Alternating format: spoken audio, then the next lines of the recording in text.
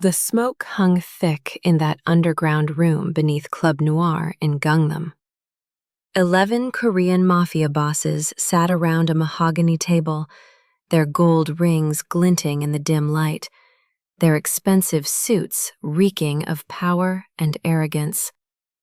And there, adjusting his glasses like some nervous accountant, sat Min Ji-woo, the man they all mocked as weak. "Look who decided to show up," Park Tae-sung sneered, his voice dripping with contempt. "The accountant. Your father built an empire with blood, and you're running it like a library."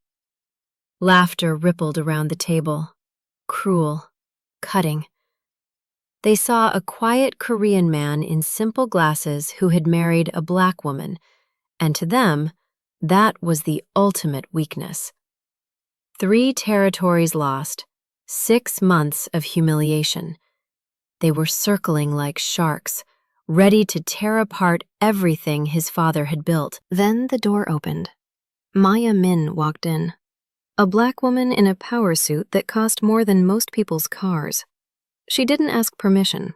She placed her hand on her husband's shoulder and smiled at those 11 men like she already knew every secret they thought was buried. "Interesting meeting, gentlemen," she said in perfect Korean. "Especially considering, Mr. Park, that your wife has no idea about the 2.3 billion won you've been stealing from everyone at this table." The room went silent. Dead silent. Park's face turned white as paper. What she did next, what this black American woman revealed in that room full of Korean gangsters, changed everything.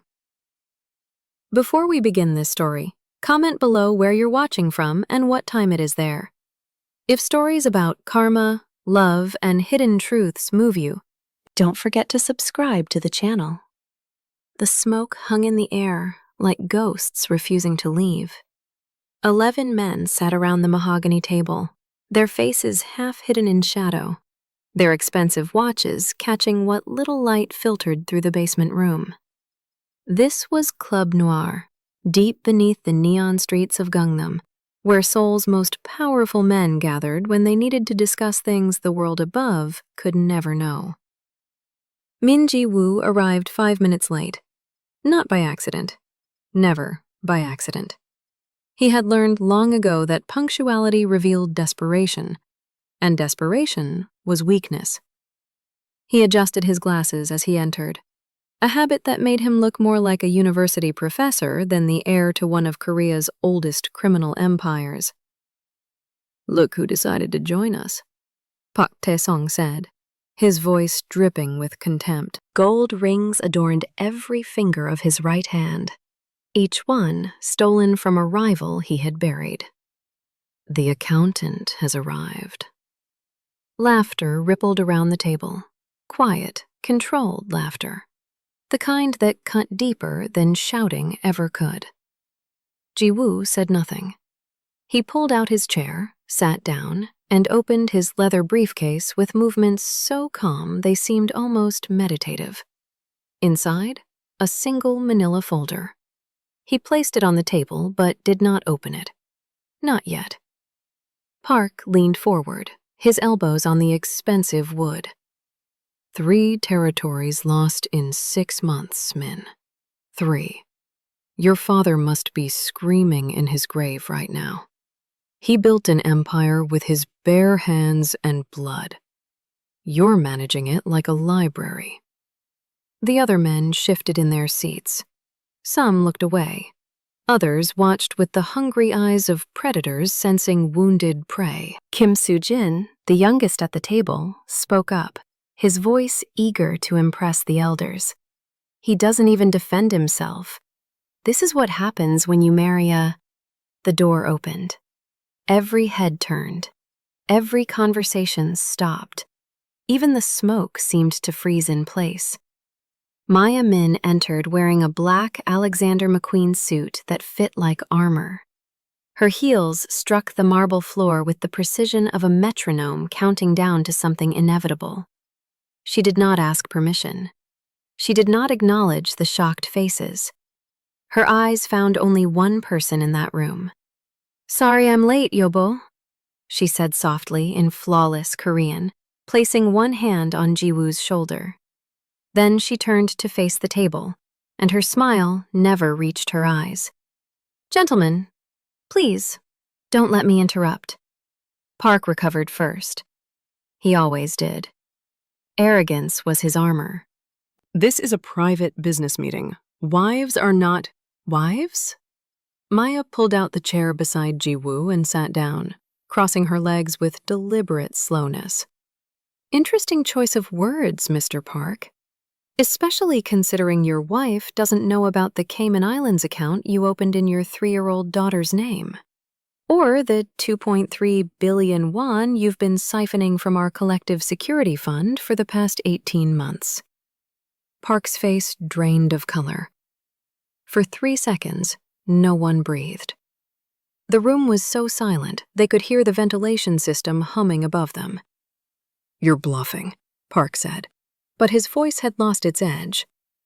Fear was creeping in, cold and unwelcome. Maya slid a thin folder across the table.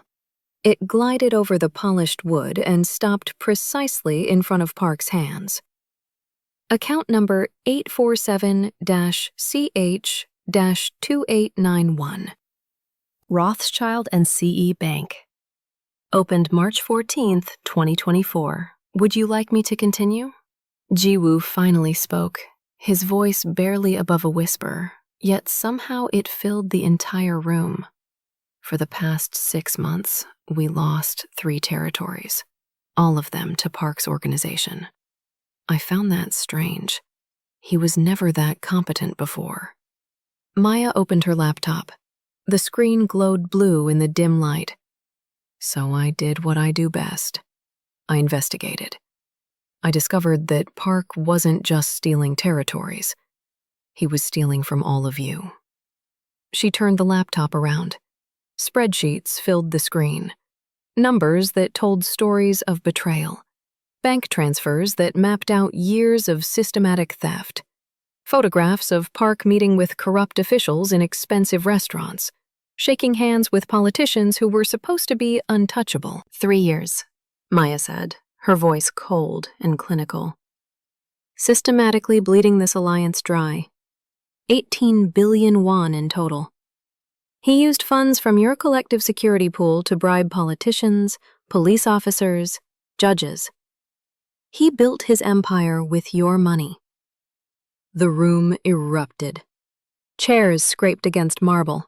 Voices rose in anger. Hands moved toward concealed weapons.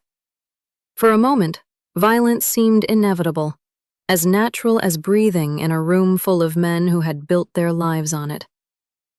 "Sit down!" Maya's voice cut through the chaos like a blade through silk. She did not shout. She did not need to. There was something in that tone, something forged in 12 years of federal courtrooms, of sentencing men twice her size to life in prison, that made 11 violent men obey instantly. Silence fell again. Absolute. Total.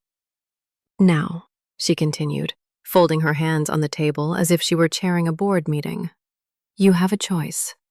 You can continue underestimating my husband because he doesn't yell, doesn't threaten, doesn't beat people to death to prove his masculinity. Or you can realize that while you were playing gangster, he was playing chess." Kim Soo-jin found his voice, though it trembled. "You're American. How did you even get this information? These accounts are supposed to be untraceable?" Maya's smile was sharp enough to draw blood. "I was a federal prosecutor for 12 years, specialized in dismantling organizations exactly like this one. I know where everybody is buried, because I know how to look. And unlike you, I understand that real power in the 21st century isn't about how many men you have. It's about how much information you control." She closed the laptop with a soft click that sounded like a cell door locking. "My husband isn't weak. He's disciplined. He didn't lose those territories. He sacrificed them, used them as bait while I built dossiers on every single one of you. Her eyes moved around the table, meeting each man's gaze in turn. Some looked away. Others stared back, trying to maintain dignity they no longer possessed. Park has offshore accounts. Kim, you have an illegitimate son your wife knows nothing about. The boy is 7 now, living in Busan with his mother. You send her money every month through a shell company. Choi, you've been selling information to the Japanese Yakuza for 2 years. Lee, you're addicted to opium, and you owe 500 million won to Chinese loan sharks, the kind who don't send polite reminders when you're late with payments. She paused, letting each revelation sink in like stones dropped into still water. Should I continue? Because I have files on everyone in this room. Every secret, every lie, every weakness you thought was hidden. My husband gave me 6 months to prepare for this meeting. 6 months while you laughed at him, while you called him weak, while you mocked him for marrying me. Park's hands were shaking now. Barely visible, but Maya noticed everything. This is extortion, he said weakly. No, Jiwoo said softly, speaking for only the second time since his wife had entered. This is education. You're learning that strength has many forms. My father ruled through fear. He had the loudest voice, the quickest fists, the most brutal reputation. And you know what happened to him? He removed his glasses, cleaned them slowly with a handkerchief from his pocket. The gesture was so ordinary, so mundane, yet somehow it felt like watching someone load a weapon. He died alone, betrayed by his own men. Because fear only works until someone becomes more afraid of what happens if they don't betray you. Jiwoo placed his glasses back on with the same deliberate care. I watched my father build an empire on violence and lose it to paranoia. Every ally became a potential enemy. Every conversation became a potential threat. He trusted no one, so eventually no one trusted him. When the knife came, it came from someone he had known for 30 years. Maya opened a second folder. This one was thicker, more formal. Documents with official seals visible even from across the table. Here's the proposal. We restructure this alliance. Complete financial transparency. Quarterly audits that I will personally conduct. No one steals, no one betrays.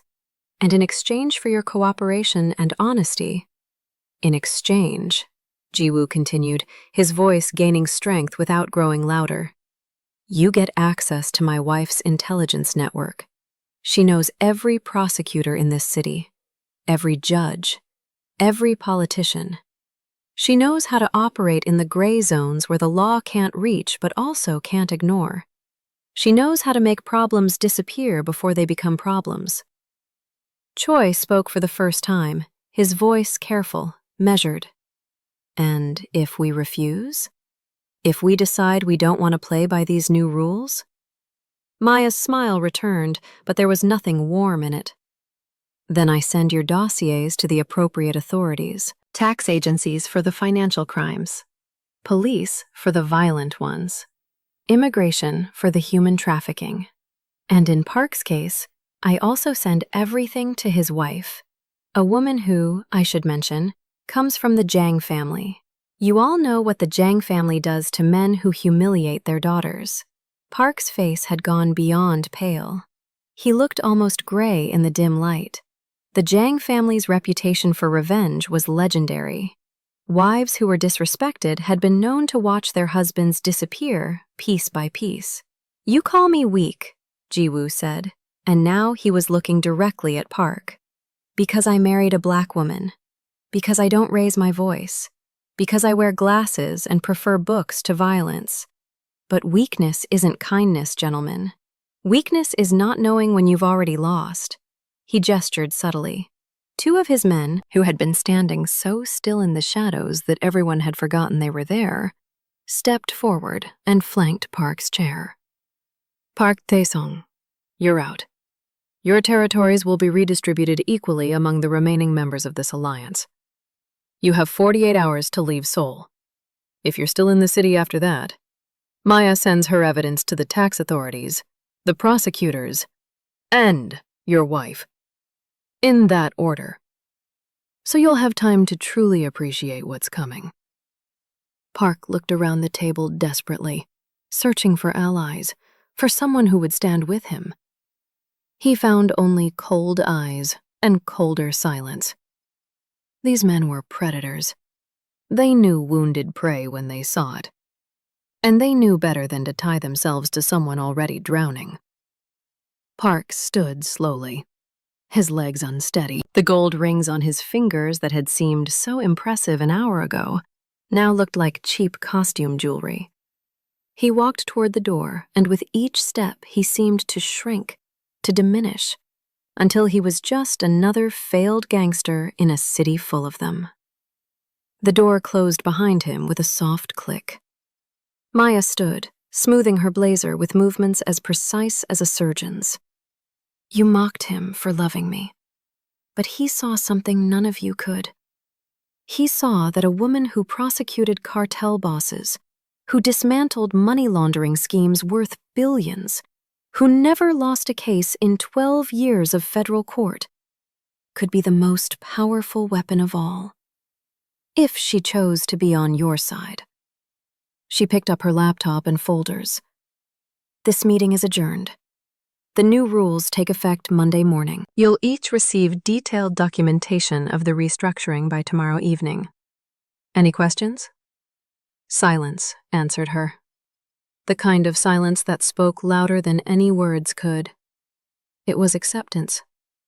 It was defeat. It was the sound of power changing hands without a single shot being fired. Good, Maya said. Then we understand each other. She turned to leave, and Ji-woo stood to follow her. As they reached the door, Kim Soo-jin's voice broke the quiet. Why? He asked. And for the first time that night, there was no mockery in his tone, only genuine confusion. Why show us all of this? You could have destroyed us one by one, taken everything. Why offer partnership? Ji-woo paused, his hand on the door handle. He didn't turn around.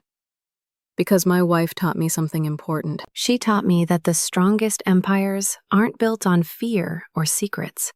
They're built on mutual dependence, on making yourself so valuable that betraying you becomes the stupidest decision anyone could make. Your father would have killed every man in this room, Kim said quietly. I know, Ji-woo replied. And that's exactly why I'm not my father. The door closed behind them. Their footsteps echoed in the hallway beyond, growing fainter, then disappearing entirely. Inside the room, the remaining 10 men sat in stunned silence. Slowly, they began to look at each other with new eyes. The balance had shifted. The rules had changed. And they all knew, without anyone saying it aloud, that the man they had called weak had just demonstrated more power than any of them had ever possessed. Outside, Seoul's neon lights painted the wet streets in electric blues and reds. Rain had started falling while they were underground, and the city smelled of ozone and possibility. Ji-woo and Maya walked to their car, a simple black sedan that wouldn't draw attention. No ostentatious display, no armored limousine. Just two people who looked like they might be accountants heading home after a late business meeting. Inside the car, Maya finally allowed herself to tremble. The adrenaline that she had held back for 2 hours came flooding through her system all at once. Her hands shook as she fastened her seatbelt. You were incredible, Ji-woo said softly in English, switching to her native language now that they were alone. I was terrified, she admitted. The whole time. If they had called my bluff about Lee's debt, if they had asked for proof about Kim's son before I could pull up the files, if any of them had been brave enough to call for violence instead of listening. It wasn't a bluff, Jiwoo said, starting the car. You never bluff. That's why they feared you. That's why it worked. They don't fear me, Maya said, leaning her head back against the seat. They fear what I represent. That you don't need to scream to have power. That intelligence defeats brutality. That loving someone different from you isn't weakness. It's the bravest thing you can do, Jiwoo finished, reaching over to take her hand. They drove through the rain-soaked streets in comfortable silence. Around them, Seoul pulsed with life. Millions of people living ordinary lives, completely unaware that in a basement beneath a nightclub in Gangnam, the future of the city's underworld had just been rewritten by a quiet man in glasses and a black woman in a power suit. Do you think they'll actually follow the new rules? Maya asked after a while. They will, Jiwoo said with certainty, because now they understand that we're not just powerful, we're necessary. And necessity creates loyalty that fear never could. Maya smiled, finally relaxing. Your father really would have hated this approach. I know, Jiwoo said, and there was no sadness in his voice, only quiet satisfaction. That's how I know it's the right one. Above them, the rain continued to fall on Seoul, the city that never slept. The city where an unlikely couple had just proven that the future belonged not to the loudest voice or the strongest fist, but to the sharpest mind and the steadiest heart. If this story moved you, pause for a moment and reflect. Have you ever been underestimated because of who you love, how you look, or where you come from? Have you ever had to prove your worth to people who judged you before knowing your power? And when you finally stood up, did it feel like justice or something even deeper? Share your experiences and feelings in the comments. We read every single one. And if you believe in stories about intelligence over brutality, love across all boundaries, and the quiet strength that changes everything, don't forget to subscribe to the channel.